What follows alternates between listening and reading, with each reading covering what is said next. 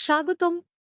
আজকের আলোচনার বিষয় ভারতের সরকার কর্তৃক সাম্প্রতিক সামাজিক উন্নয়নমূলক পদক্ষেপগুলো এবং তার ফলাফল। আমাদের সঙ্গে আছেন অর্থনীতি বিশেষজ্ঞ মোটু এবং রাজনৈতিক বিশ্লেষক পাতলু। প্রথমে মোটু, আপনার মতে সরকার সামাজিক নীতি নিয়ে কী ধরনের পদক্ষেপ নিয়েছে? ধন্যবাদ। ভারত সরকার দেশের উন্নয়নে বেশ কিছু গুরুত্বপূর্ণ পদক্ষেপ নিয়েছে, বিশেষ করে স্বাস্থ্য, শিক্ষা এবং সামাজিক সুরক্ষা খাতে। আয়ুষ্মান ভারত স্কিমের মাধ্যমে লাখ লাখ দরিদ্র মানুষ চিকিৎসা সুবিধা পাচ্ছে।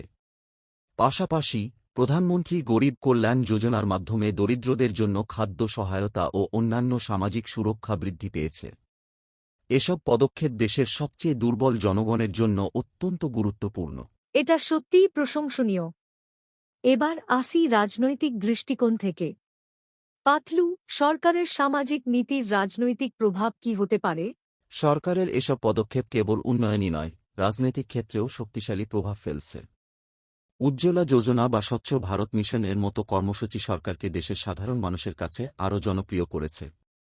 পাশাপাশি এই উদ্যোগগুলো জনগণের আস্থাও বাড়াচ্ছে, বিশেষ করে গরিব এবং পিছিয়ে পড়া সম্প্রদায়ের মধ্যে। এর ফলে সরকার রাজনৈতিকভাবে আরও শক্তিশালী অবস্থানে রয়েছে, কারণ জনগণের সেবা এবং উন্নতি তাদের মূল লক্ষ্য হয়ে উঠেছে। এটা সত্যিই খুব গুরুত্বপূর্ণ।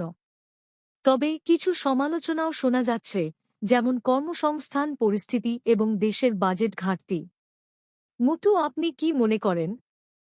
সমালোচনা কিছুটা যুক্তিসঙ্গত, কারণ কর্মসংস্থান এবং বাজেট ঘাটতি এখনও বড় চ্যালেঞ্জ।